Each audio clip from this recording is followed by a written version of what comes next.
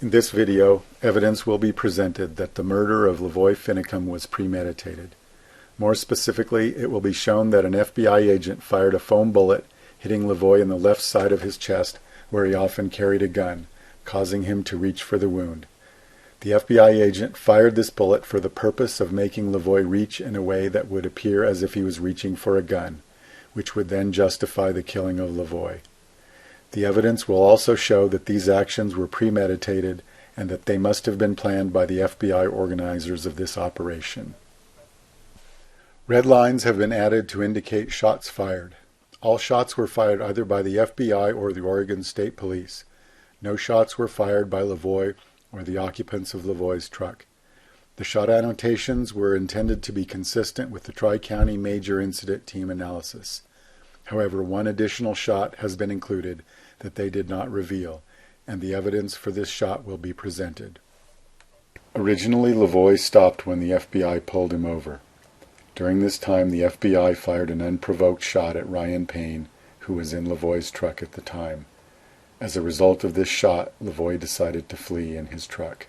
Okay, what about Ammon and those guys? We can't get around them. I'm going to go get help. Okay.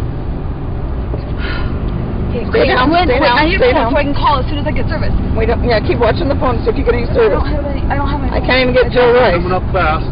Yeah, they are.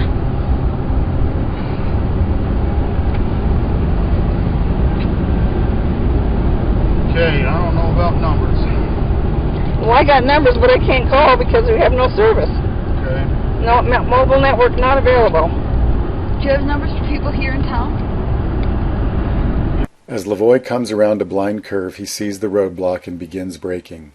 It is important to note that the roadblock is set up around a blind curve with a speed limit of 65 miles per hour, and that there is a significant downhill slope on this curve, and there is a 3-foot snowbank blocking the vision of the road ahead. All of these factors make the roadblock difficult to recognize and make it difficult to stop in time. It is very unusual to find conditions such as these to make a maximally deadly roadblock. Had the FBI moved the roadblock further down the road, it would have been easier to spot and easier to stop and much safer. The placement of the roadblock is designed to create a situation where LaVoy crashes into the roadblock, which can justify the killing of LaVoy. As LaVoy approaches the roadblock, notice that 3 shots are fired at his truck. There is no possible way that these 3 shots could stop the truck or make the situation safer for anyone, since at this time LaVoy is attempting to slow down as seen by his brake lights. These shots are fired to prevent LaVoy from being able to stop and to provoke a violent confrontation in order to justify killing LaVoy. Yeah, but... Hang on! Okay, because they're shooting. Hang on! Okay, sit down. Okay, we're here. Go ahead and shoot me! Immediately as LaVoy exits the truck with his hands up, he is fired upon twice. His hands remain up. These shots were an attempt to provoke LaVoy to some action that might justify killing him. At this point, LaVoy has been fired upon 6 times. Every shot fits with a pattern of trying to provoke a situation that will justify killing LaVoy. Although the previous 6 shots and the dangerous placement of the barricade indicate premeditated murder by themselves, the events in the next few seconds are the focus of this video, and these are the most important events to show that the murder of LaVoy was premeditated. First, look at the actions of LaVoy as he leaves the truck. Notice that LaVoy is walking with a steady gait away from the truck. LaVoy keeps his hands up consistently even when 2 shots are fired, narrowly missing LaVoy. LaVoy is moving away from his truck because he knows he will be killed, and he is trying to draw fire away from the other people in the truck. He is walking to the most exposed position. If he intended to fight, he would not do this. Instead, he would have pulled his weapon earlier and used the truck as cover. I have stopped the video at the time of the foam bullet shot. Now watch the change in motion of LaVoy after the foam bullet shot. He looks confused, he limps, he lurches forward, he is spinning around and not walking straight, and his arms come down and go up several times. The character of LaVoy's motion has changed dramatically at this point. Something must have happened to explain this. Now we will examine the actions of this FBI agent who is kneeling in the snow with his gun aimed at LaVoy. For now I will assume that this FBI agent has not taken a shot and show that this leads to absurd conclusions. This FBI agent is not sighting his gun with the physical sight. He is kneeling and shooting from the hip. Although this makes it much harder to see that he is aiming his gun at LaVoy, this can be verified. This is very unusual since he has had time to prepare. This FBI agent uses cover in an unusual way. This FBI agent has positioned himself so that the black truck is between himself and the video camera. This FBI agent has not used the truck to protect himself from LaVoy. As soon as this FBI agent sees LaVoy reaching, this FBI agent turns away quickly. This is the opposite of what he should do in this situation. Would you turn your back on a man who has already been shot at 6 times and might be reaching for a gun? This FBI agent didn't think that LaVoy was reaching for a gun, and he bet his life on it. LaVoy has not been disarmed or secured, and this FBI agent turns away at the crucial moment, putting his fellow officers in danger. This FBI agent was waiting for LaVoy to come into view. Within 1 second of LaVoy coming into his view, he turns and walks away. This makes no sense. LaVoy is now visible.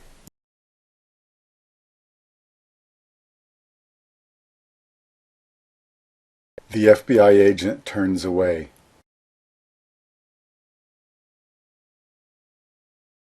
Here is the same segment at normal speed. LaVoy is now visible. The FBI agent turns away.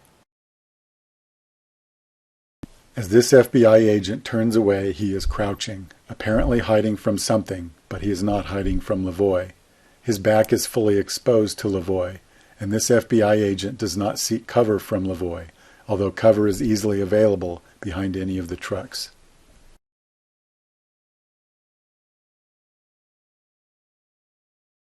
While LaVoy is being killed, this FBI agent crouches in front of the white FBI truck. He is still exposed to LaVoy, even though cover is only 1 step away.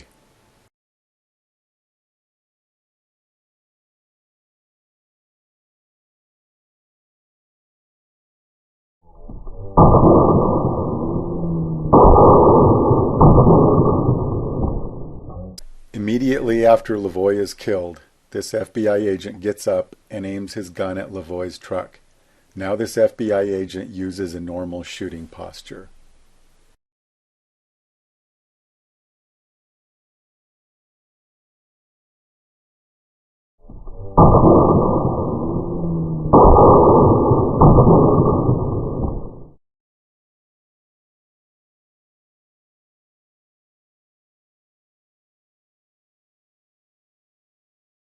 When it is assumed that LaVoy was reaching for a gun, the actions of this FBI agent appear to be insane.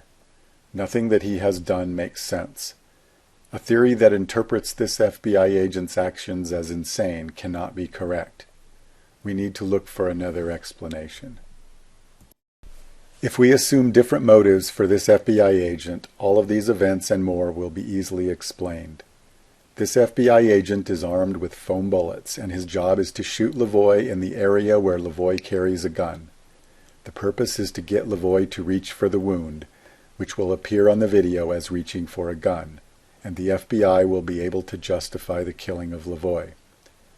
This FBI agent must get his shot quickly, and he must get away quickly without being noticed on the video.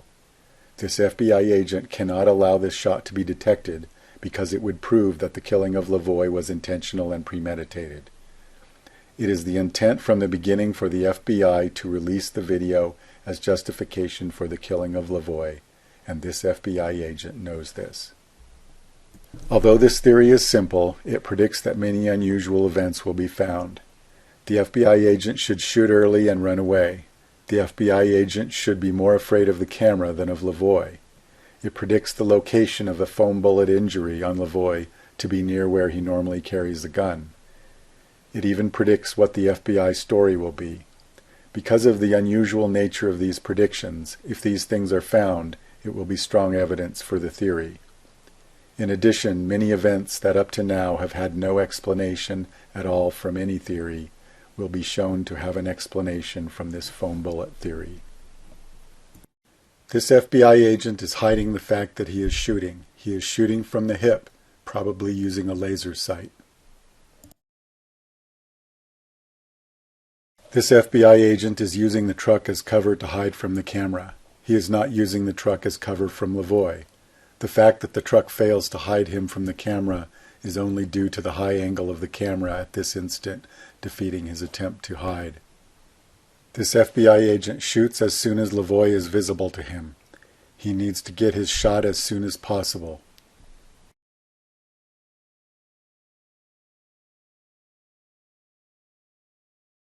LaVoy becomes visible now. The FBI shoots now. The camera zoom is at the exact time when LaVoy comes into the view of the FBI agent. Did the camera operator know the plan and coordinate the timing of the zoom?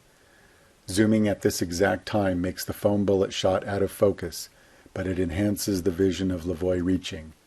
If this is a coincidence, then it is a precisely timed and well-planned coincidence. LaVoy becomes visible now. The FBI shoots now. Here is the same segment at normal speed. Trying to. Stay down, stay down, stay down. There is a moment of motionlessness followed by a rapid relaxation of his body, indicating that this FBI agent has just taken a shot. Stay down, stay down, stay down, stay down, stay down, stay down. LaVoy reaches for the area where he has been shot. Stay down, stay down. LaVoy reaches with both hands equally as if reaching for a wound, not with one hand as if reaching for a gun. Stay down, stay down, stay down. LaVoy reaches down and then immediately puts his hands back up, consistent with fighting the involuntary response to reach for the wound, but not consistent with reaching for a gun. After the shot, LaVoy suddenly develops a very distinct limp, as if his left leg, or possibly the left side of his body, is injured.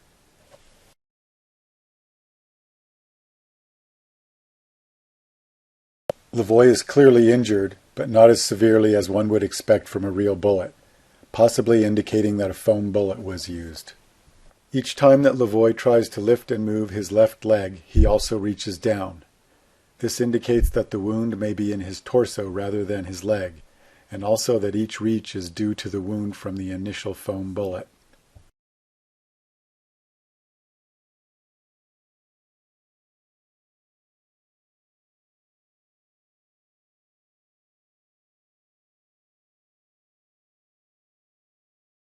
If the injury is near where LaVoy carries a gun, it would be in the rib cage on his left side. This would make it very hard to hold up his hands, especially when lifting and moving his left leg. This matches the motion that we see from LaVoy.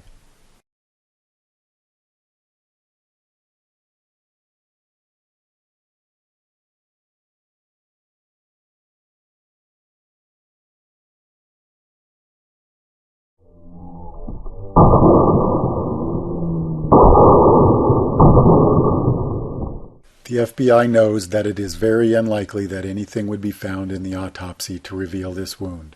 First of all, since LaVoy dies within seconds of this shot, bruising would not have time to form since his heart stops seconds later. Second, there is a lot of damage to the torso from real bullets, which could hide the superficial wound of a foam bullet. Now we will look at the autopsy report.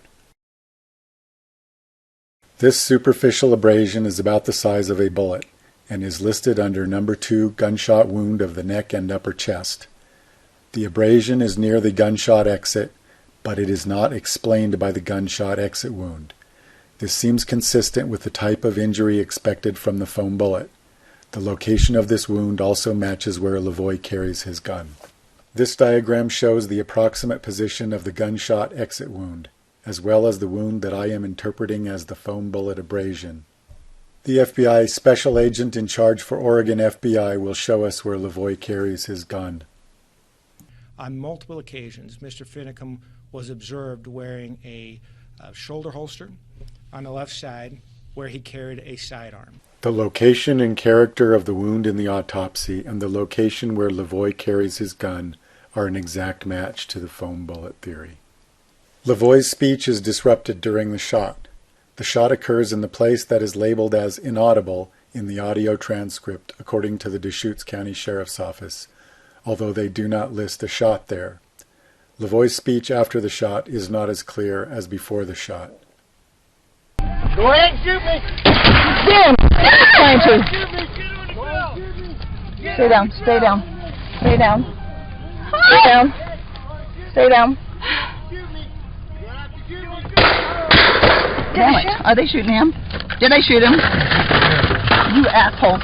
The shot can be clearly heard on the video. The sound is muffled because of its position behind the truck. Because of this, the sound has no direct path to the truck cab where the sound is being recorded and is reflected off the trees and landscape. Stay down.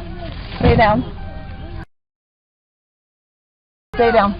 Stay down. This is the officer's statements from the Major Incident Team report. Officer 4 states that he can tell a less lethal shot by its sound. Here I will compare the sound of the foam bullet shot to LaVoy with the sound of shots using lethal bullets. Here is the foam bullet shot to LaVoy. Stay down. Here are several shots using lethal bullets.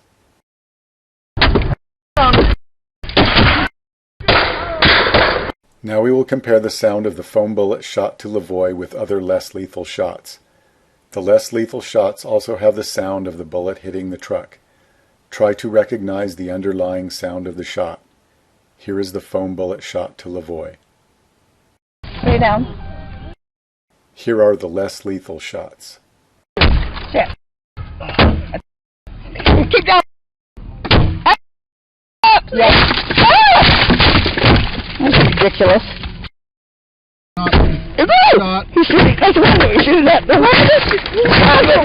The sound of the shot to LaVoy is more consistent with the sound of less lethal shots. We now have confirmed that the foam bullet shot is heard on the video and that the sound is consistent with the less lethal shot. This is all completely consistent with the foam bullet theory. Victoria screams immediately after the shot. This indicates that Victoria saw LaVoy being shot. Before Victoria screams, Shauna says, "Stay down." After Victoria screams, Shauna again says, "Stay down." This indicates that Victoria was not staying down at this time and is further evidence that Victoria witnessed this shot. Stay down. Stay down. Stay down. Stay down. Victoria claims that she watched LaVoy get shot while walking with his hands in the air. She clearly describes the first shot as being separate from the three-shot sequence that killed LaVoy. Her description of this shot is consistent with the video and consistent with the foam bullet theory. They shot him like right there because he was just walking with his hands in the air, and I saw it. I swear to God, he was just walking with his hands in the air, and they shot him. And they shot him dead, and then after he was down on the ground, they shot him 3 more times. Are they shooting him? The FBI agent turns away immediately after the shot. Because of the rapidness of this action, he must have planned his exit before taking the shot. Stay down. Stay down. Stay down. Stay down. This FBI agent turns away as soon as LaVoy begins to reach. His mission has been accomplished. Now he needs to make his escape.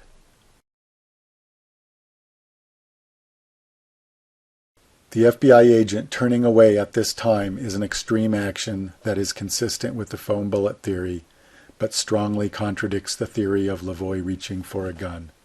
The FBI agent is not leaving his post, since his job was not to disarm and secure LaVoy, but to get LaVoy to reach for his wound. His job is now to get away so that his shot will not be discovered. The FBI agent's gun hand remains pointed at LaVoy even as he is beginning to turn. This indicates that a shot has just been taken. His gun hand remains tensed longer because it must absorb the gun recoil. Had he not just taken a shot, his gun hand would have moved with his body as he turned. This FBI agent is trying to hide, but not from LaVoy. He is trying to avoid being noticed on the video. While LaVoy is being killed, he crouches low in front of the truck, making himself nearly invisible to the camera.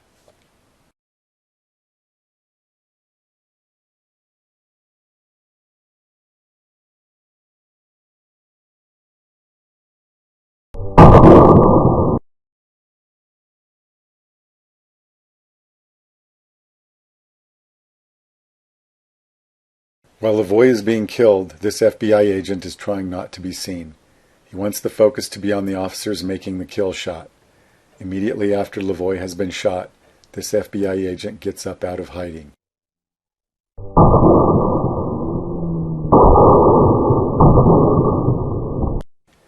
This FBI agent now aims his gun in the normal way and is no longer hiding his shot. He acts as if he never had interaction with LaVoy.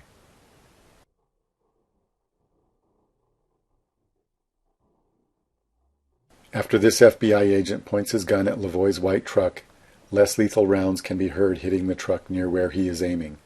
According to the major incident team, only less lethal rounds were fired at LaVoy's truck at this time. This is consistent with this FBI agent being armed with foam bullets. Damn it. Are they shooting him? Did they shoot him? You assholes. Oh my God! Okay. In the following video clip, Sheriff Nelson will present the findings of the major incident team. I have also inserted my own comments. When you see this footage in real time, you will see that Mr. Finicum rapidly gets out of his truck. There was no mention of the 2 shots that were fired at LaVoy as he got out of the truck. He is commanded to get on the ground. He does not comply with commands and get on the ground, and continues moving away from his truck. He is commanded a second time to get on the ground. Again, he does not comply and continues moving away. The video has been stopped just a few frames before LaVoy is shot with a foam bullet. He reaches across his body with his right hand into his jacket towards the area. This is not even an accurate description of the events in the video. LaVoy is clearly reaching with both hands. Saying that he is reaching across his body with his right hand is misleading. Where his gun was found. The Oregon State Police do not shoot. He lifts his hands. He looks down at his jacket and again reaches across his body with his right hand into his jacket towards the area where his gun was found. If LaVoy was reaching for a gun, he should have a gun in his hand after the first reach. There is no reason for him to fail at this task. There is no reason to look down, no reason to reach more than once, and no reason to put his hands up between reaches. These events are not consistent with reaching for a gun. The Oregon State Police do not shoot. It is important to note that our investigation has determined that at this point, Mr. Finicum has not been shot with any lethal rounds or less lethal rounds. If LaVoy has not been shot with any lethal or less lethal rounds, then there is nothing to prevent LaVoy from successfully grabbing his gun. If the major incident team claims that LaVoy was actually reaching for a gun, they need to explain what prevented him from doing it successfully after 3 tries. They have presented a case for why the officers may have mistakenly thought LaVoy was reaching for a gun, but when they tried to claim that LaVoy actually was reaching for a gun, their reasoning fails. In order to maintain the theory of LaVoy reaching for a gun, they have had to ignore most of the evidence or pretend that it is not relevant and focus only on the evidence that was engineered, primarily LaVoy reaching down. They must also gloss over the details of the reaching event, because when you look at them too closely, they are not consistent with LaVoy reaching for a gun. This is a summary of the evidence that was presented. 3 theories are compared. First, the theory that LaVoy reached for a gun. Second, the foam bullet theory, but assuming that it was not premeditated and that the FBI agent made the decision to fire as the situation developed. Third, the foam bullet theory that has been presented in which the murder of LaVoy was premeditated. A plus sign is placed in the table if the evidence is explained by the theory. A minus sign is placed in the table if the evidence contradicts the theory. If a spot in the table is blank, this means that the evidence is not explained by the theory. To score each theory, 1 is added for each plus sign and 1 is subtracted for each minus sign. The total score for each theory is shown here. The theory that LaVoy reached for a gun has a negative score. This is because more evidence contradicts it than supports it. The foam bullet theory explains all of the evidence. If we remove the premeditated part of the foam bullet theory, the theory falls apart and explains less than half of the evidence. This shows that to explain all of the evidence, the murder of LaVoy must have been premeditated. It is clear that this analysis strongly supports the foam bullet theory and strongly supports the conclusion that these actions were premeditated. Because the actions of the FBI agent are radically inconsistent with normal behavior and normal procedures, there is no way to avoid the conclusion that these actions were premeditated. Although the actions of only one FBI agent have been analyzed, the theory requires that he was not acting alone. The planners of this operation are implicated even more because of the numerous coordinated actions necessary to create this situation. The evidence is clear and the conclusion is certain. The murder of LaVoy Finicum by the FBI was premeditated.